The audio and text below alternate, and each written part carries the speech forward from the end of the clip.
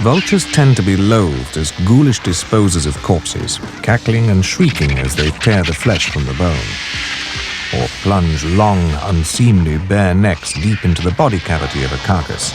Yet not everyone despises them. In ancient Egypt, a vulture symbolized the mother goddess Mut, who created the earth, and in many cultures the vulture becomes undertaker, transporting the soul to another world.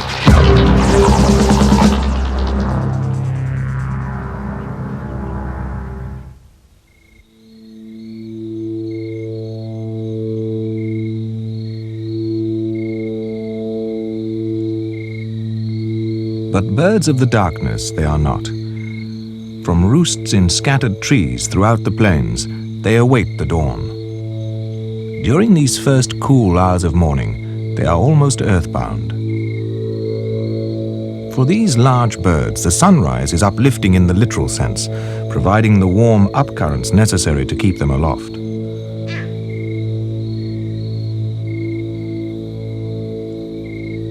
But the hours of immobility have not been wasted. The birds have already been listening for many hours to the faint sounds which reach them from all directions.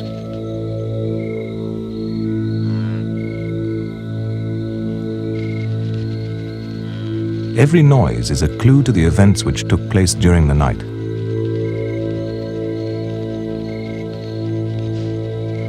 A few miles away, a pack of hyenas are preparing to make a kill. Not that they ever leave much for vultures. A pack of hyenas can consume an entire carcass at one sitting, including the bones.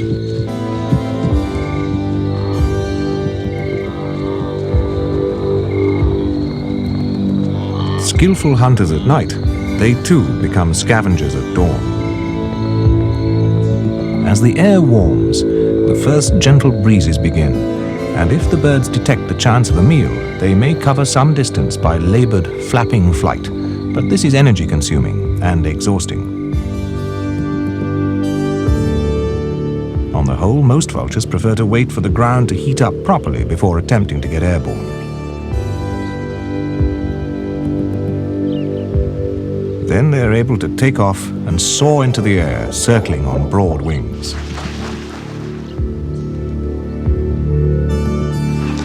In flight, a vulture tucks its long neck into an S-bend below the shoulders, so that the head is low and in a position to scan the ground below. In the downward swoop, a vulture can reach 55 miles an hour. It's not unusual to see 5 or sometimes even 6 species all feeding on one carcass. These are lappet-faced vultures, so called because of the vivid pink skin folds or lappets covering their heads and necks. The smaller, white-headed vulture is distinguished by the brilliant white, rather square head and its blue and red beak. Ruppel's griffon sports an ivory-white upper mandible, unlike the white-backed vulture whose beak is completely black.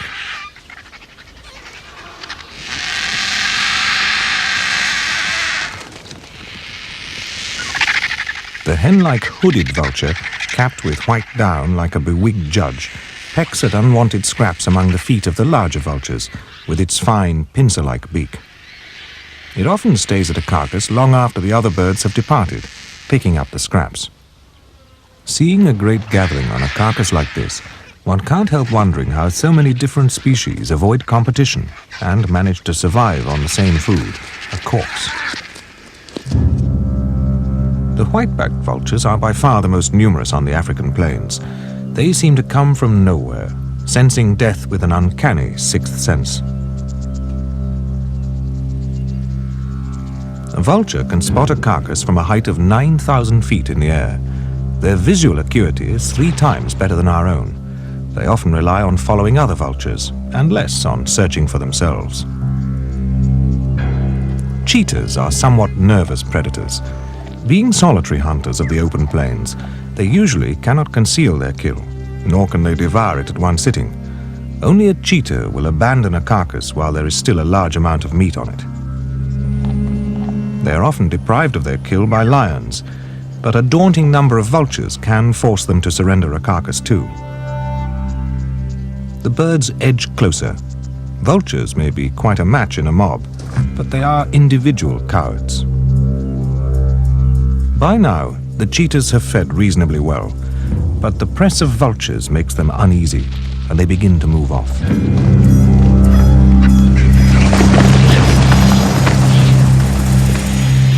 The horde is upon the carcass as one.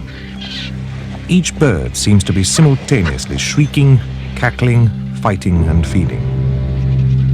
In fact, vultures seldom obtain their food from predators in this way. Most predators are extremely efficient feeders, leaving little behind for others to scavenge. Lions often guard a kill for several days until they've finished feeding. Leopards hide their prey in the branches of trees, well out of the reach of scavengers. As the morning lengthens, the sun beats down on the ground, creating rising columns of warm air, thermals. Of course, these are normally invisible, but sometimes a thermal sucks up a vortex of whirling dust, a giveaway sign for the vultures. The best hours for thermaling are between 10 and 4. As soon as one vulture is climbing successfully, it's quickly joined by others, until they're all circling around a common axis. On a hot day, it only takes about 10 minutes for a vulture to climb to over 9,000 feet. Once there, it can soar effortlessly for hours at a time.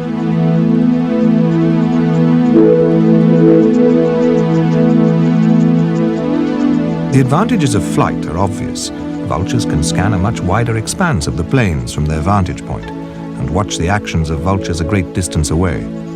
Once a carcass has been spotted, they can glide down long before any earthbound carnivore can get there. Often lions and hyenas watch to see where vultures come down as an indicator of possible food. But in a great many cases, no mammalian scavengers ever arrive, and the vultures are left in peace. If peace is the right word. The vultures are driven by hunger, and this creates its own temporary hierarchy. The hungriest will fight their way to the front, while those that are nearly satiated will allow themselves to be driven back. The birds seem almost to shovel the slippery food down their throats. Their heavy beaks are designed for pulling, and the flexible, feather-free neck allows them to poke their heads right inside to pull out soft tissues. In a direct attack, a vulture jumps upon his rival, striking, gripping and pushing with his feet, like a playground bully.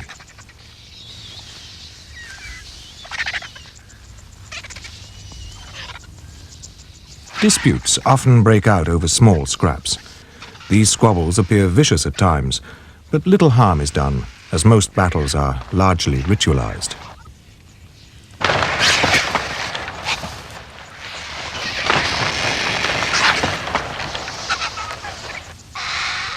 Lost on the fringes of the melee, the small hooded vulture pursues its quiet search for scraps of food. None of the larger birds would be able to exist on these pickings. It is the least specialized of the vultures, with a weak bill and talons, but it is an opportunist, prepared to stoop to small lizards, beetles, and even winged termites as they emerge from the mound to found a new colony. Immature birds closely resemble adults, but the down on the back of the neck is brown instead of white. The bare facial skin of the young birds also tends to be much paler than that of the adults. In some parts of Africa, the hooded has formed a close link with man, and the birds are welcome at village abattoirs and rubbish heaps, where they perform a useful disposal service.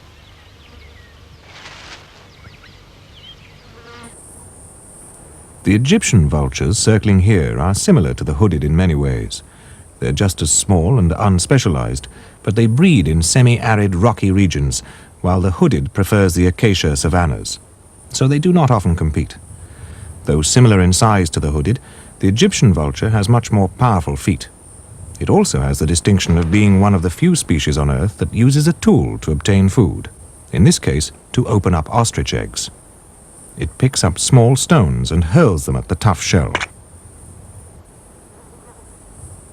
It may take quite a few throws before it's able to peck its way through to the nutritious yolk inside.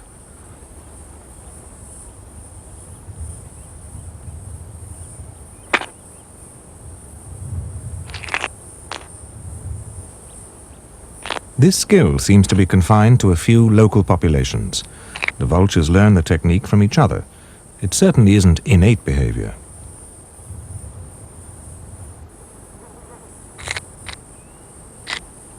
This immature bird hasn't quite got the hang of it yet. It doesn't matter where you throw the stone, as long as you throw it.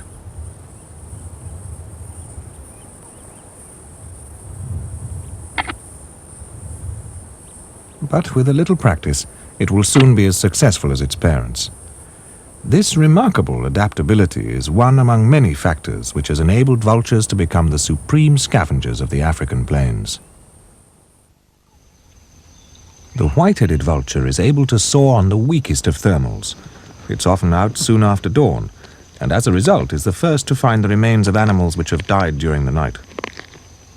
It regularly patrols a hunting territory which it knows intimately, and avoids competition with the squabbling griffons by seeking out small carcasses. The white-headed always tries to feed alone, but sometimes it discovers a large carcass which is attractive to other vultures, such as the lappet-faced.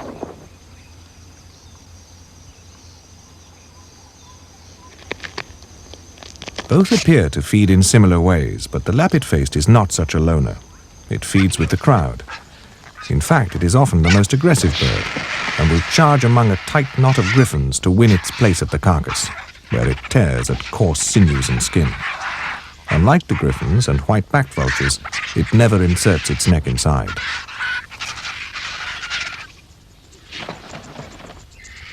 The sharp beak and powerful muscles make it more capable than others of breaching the tough hide of an untouched carcass. Though weak compared to an eagle's talons, the lappet's claws may well be powerful enough to kill small or sick animals with the full weight of the bird behind them.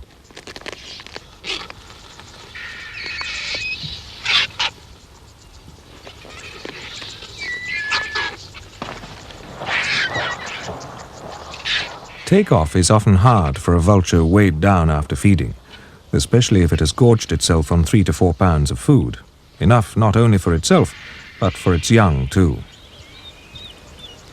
Lappet-faced vultures are strictly monogamous. Both birds build the nest out of branches in the top of an acacia tree. For just under 2 months they have shared the arduous duty of incubating the single egg, which was laid in June. Now they take turns to feed the 2-month-old chick. Unlike other birds of prey, vultures are ill-adapted for carrying food in their talons. Instead, they transport half-digested food back to the nest in their crops and feed the young by regurgitation. The adult brings a mixture of meat, skin, and bone fragments. The bone is a vital source of calcium for the growing chick.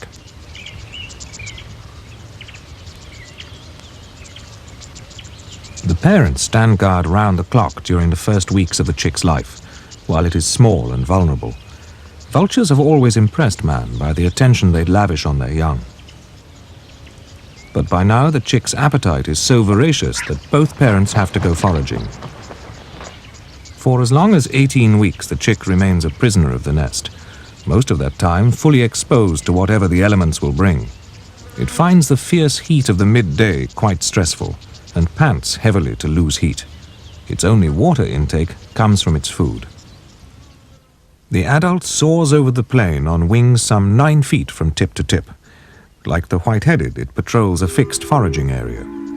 Both vultures retain eagle-like characteristics, and it's now, when the birds have a hungry chick to feed, that they may kill small or sick animals. Seeing a group of vultures already gathered on the ground, the lappet-faced glides in to investigate, using its legs and tail as air brakes, allowing it to alight with great precision. Upon touchdown, it assumes a self-assertive posture and approaches with measured gait, pivoting from side to side in an exaggerated manner, and showing off in front of the whole flock. The lappet-faced vultures are all known individually to each other, and when two birds meet, they may greet each other with a soothing gesture of mutual head-turning.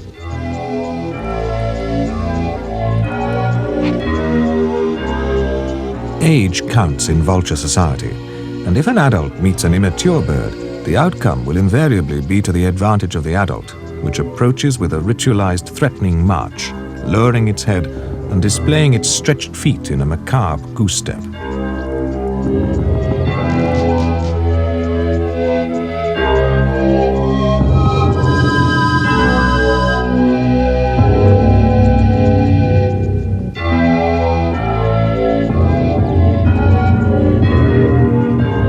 It's believed that adults are accorded first access to food because it's more than likely that they will have a chick to feed back at the nest.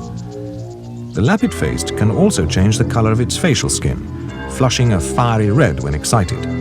The intensity of color is a status symbol.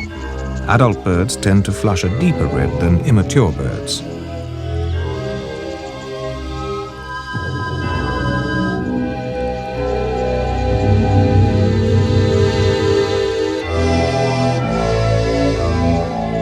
After socializing, the gorged bird has to get a fair speed up before soaring into the air on powerful wing beats.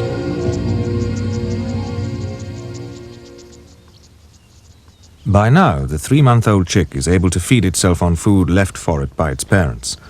The nest floor is covered by regurgitated pellets of hair and bone. Vultures often have a communal daytime loafing area where they drink and bathe. Contrary to popular belief, vultures are clean birds and wash any gore from their plumage regularly. First they dunk the neck, then each wing, and finally the tail.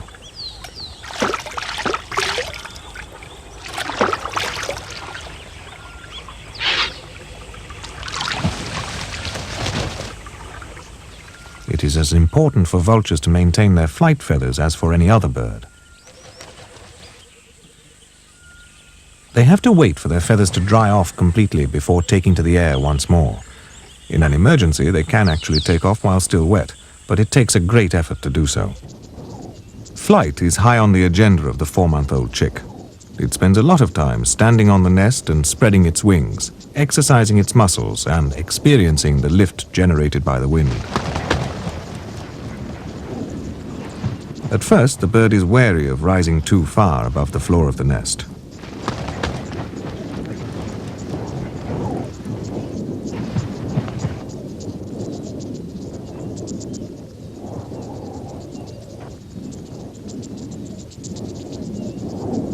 Inexperienced at judging the strength of the wind, the bird bounces into the air again and is suddenly swept backwards. Remaining airborne but lacking the strength and skill to fly against the fierce wind, it has to fight every inch to regain the nest. In the turbulence behind the nest, it loses control and falls short, becoming entangled in the branches covered by long protective thorns. Somehow it manages to struggle free and reach the safety of its nest.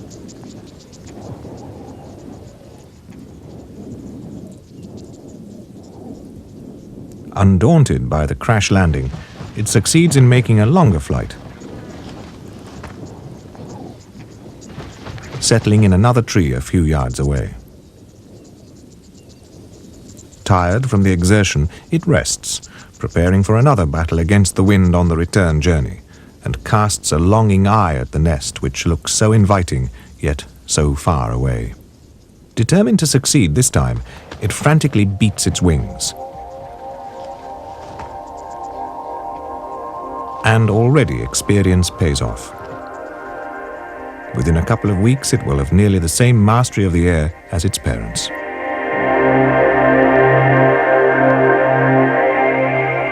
The heavy-bodied Rupel's griffons rely entirely on low-energy gliding flight, as they're too heavy to sustain flapping flight for long periods. Both Rupels and white-backed vultures have always lived successfully among the ungulate herds, and the two groups probably evolved alongside each other. It's estimated that mammalian predators only account for as little as a quarter of the deaths among the herds on the plains below. Most casualties among the migratory herds die from malnutrition and disease, especially in the dry season. During this period, the nutritious value of the grass falls. The wildebeest move on to catch the first flush of green grass that will follow rain in the north, but many perish. For the vultures, this period of want is one of plenty.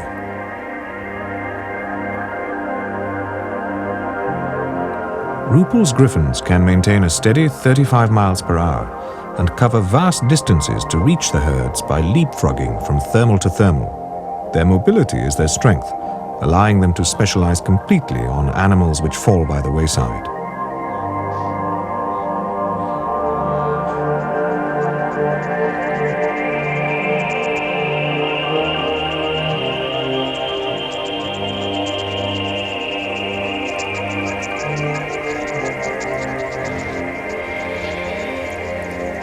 These vultures are not merely cleaning up after predators, as is commonly thought. In fact, they are exploiting a resource which few mammalian carnivores can ever hope to reach. Lions and hyenas maintain local feeding territories and cannot follow the herds in this way. Unlike the other vultures, rupels nest communally on steep cliffs. These vertical, weathered faces conceal numerous nesting ledges, and the prevailing wind creates a continuous updraft along the cliff edge. A breeding pair of Rupel's griffons have a hard job ahead of them to provide sufficient food for the growing chick, over 3 pounds of meat a day.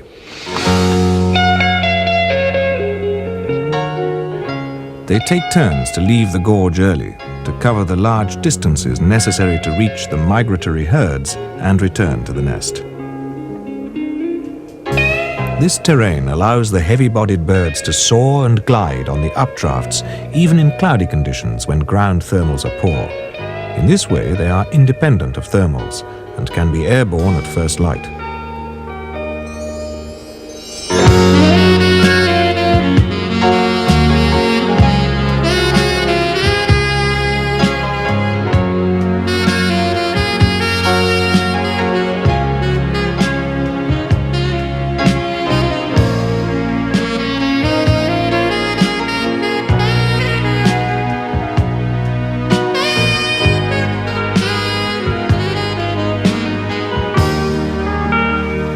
The feathers on the wingtips are spread like fingers to smooth out the airflow and prevent the bird from stalling at slow speeds.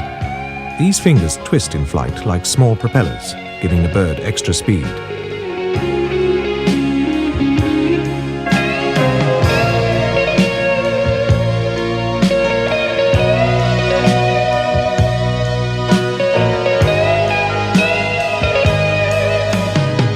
On the ground, vultures may well be the dustmen of the plains, but in the air they celebrate an enviable grace and mastery of flight.